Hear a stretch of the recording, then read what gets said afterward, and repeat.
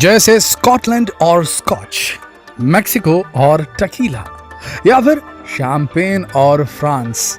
इनके बीच जो रिश्ता है ना, ठीक वैसा ही रिश्ता है फेनी और गोवा के बीच।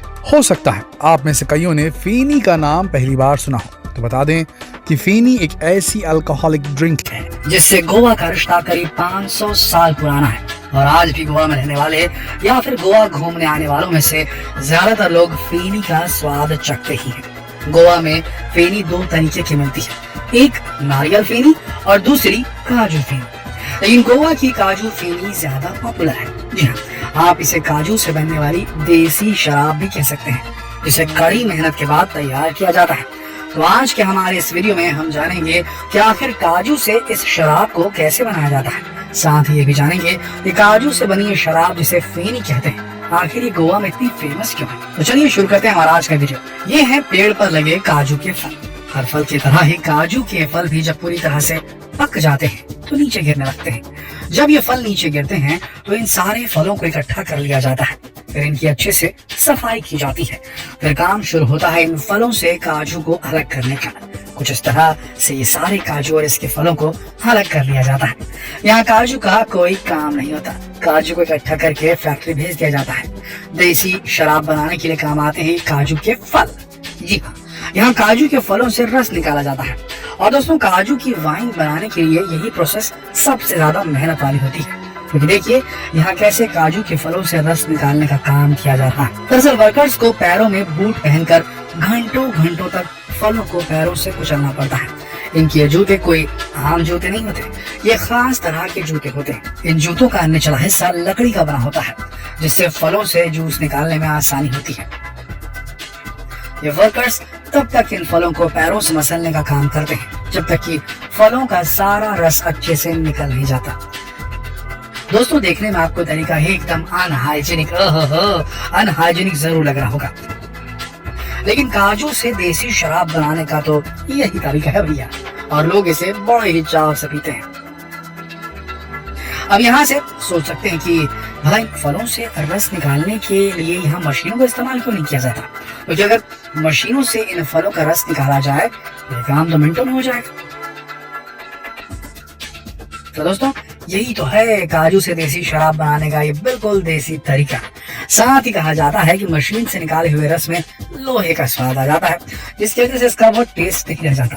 और इसी वजह से लोग इसे इतना पसंद करते हैं, देसी फेनी को, जिसमें लकड़ी के जूतों से कुचला जा रहा है फलों को, और उससे जो रस निकलता है उससे जो बनती है। खैर, यहाँ देखिए इन फलों से निकाला हुआ रस कैसे एक जगह इकट्ठा किया जाता है। एक छेद के जरिए थोड़ा थोड़ा करके रस जाकर एक जगह इकट्ठा हो जाता है। अब आपको बता दें कि फलों से रस निकालने का काम यही पूरा नहीं होता। जी हाँ, इसके लिए अब जो तरकीब अपनाई जाती है उसे देखकर आप यही कहेंगे कि आम के आम और गुठलियों के भी दाम। क्योंकि देखिए यहाँ जिन फलों से रस निकाला गया उनके बचे हुए गूदे में अभी भी थोड़ा बहुत रस मौजूद है।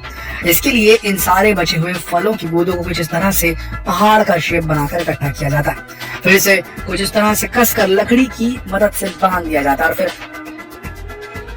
बड़े बड़े पत्थर रख दिए जाते हैं। साथ ही इसके चारों ओर लकड़ी लगा दी जाती है। इसे ऐसे ही रात भर छोड़ दिया जाता है ताकि इसमें से जूस का एक एक कतरा भी निकल जाए। इस तरह इन फलों से सारा जूस निकाल कर इकट्ठा कर लिया जाता है। फिर इसे कपड़े की मदद से छाना जाता है ताकि इसमें मौजूद गंदगी छन जाए। अब इस जूस को मिट्टी के बर्तन में फर्मेंट होने के लिए जमीन के अंदर डाल दिया जाता है। जी हाँ दोस्तों, जमीन के अंदर 4 से 5 दिनों के बाद ही इस जूस को बाहर निकाला जाता है। फिर इसे कॉपर के बर्तन में डाल दिया जाता है और फिर एक मिट्टी के बड़े से बर्तन को उलटकर इसे ढक दिया जाता है। देखिए कुछ इस तरह। और फिर इन दोनों ही बर्तनों के मुंह को चारों ओर से गीली मिट्टी से पैक कर दिया जाता है। यहाँ मिट्टी के बर्तन के मुंह पर एक पाइपलाइन लगा दी जाती है। फिर इस बर्तन को आग पर गर्म होने के लिए रखा जाता है। करीब 8 से 9 घंटे तक धीमी आंच पर पकने के बाद इस जूस में से स्टीम निकलनी शुरू होती है और ये स्टीम ठंडी होकर कुछ इस तरह से इस पाइप से लिक्विड के फॉर्म में निकलने लगती है, जिसे डिस्टिल कहा जाता है। डिस्टिलेशन का ये पूरा प्रोसेस करीब 3 बार किया जाता है। बता दें कि पहले प्रोसेस से निकले हुए जूस को उर्रक कहते हैं। ये सबसे कम स्ट्रॉन्ग होता है। उर्वरक को फिर डिस्टिल करके कैजुलो बनाया जाता है।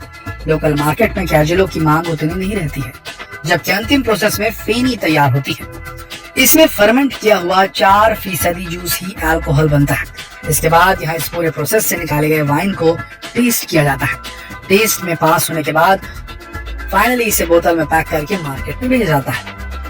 जैसे कि हमने आपको बताया कि काजू से बने शराब को गोवा में फेनी कहा जाता है और ये गोवा का फेमस ड्रिंक है। तो बता दें गोवा में एक 750 ml फेनी की बोतल की कीमत करीब 750 से 1000 रुपए होती है। हालांकि गोवा में कई तरह की फेनियां भी मिलती हैं, इसलिए हो सकता है कि आपको इससे भी कम या फिर इससे बेहद ज्यादा रेट में देसी शराब जो है वो मिल जाए काजू से बनी हुई। दोस्तों, काजू से बनी ये देसी टकीला दरअसल हम इंडियंस को पुर्तगालियों का दिया तोहफा है, जो पूरे भारत में नहीं बल्कि सिर्फ गोवा तक ही सिमट के रह गया। लेकिन पिछले कुछ सालों से गोवा सरकार और यहाँ के कारोबारी इस फेनी को लोकल से ग्लोबल बनाने की कोशिश कर रहे हैं। कहते हैं कि फेनी गोवा के लोगों के लिए गौरव का प्रतीक भी है। गोवा के बुजुर्ग आज भी किसी के जुकाम होने पर फेनी की एक घूंट लेने की सलाह देते हैं। वहीं गोवा की फेमस डिश प्रॉन बालचाओ, ये डिश भी बिना फेनी के अधूरी सी लगती है।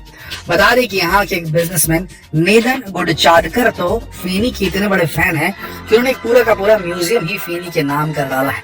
गोवा के केंडलिंग बीच पर बने म्यूजियम का नाम ऑल अबाउट अल्कोहल है। दोस्तों, जैसे कि आपने जान लिया कि फेनी एक तरह का ट्रेडिशनल शराब है जिसे काजू के फल से तैयार किया जाता है।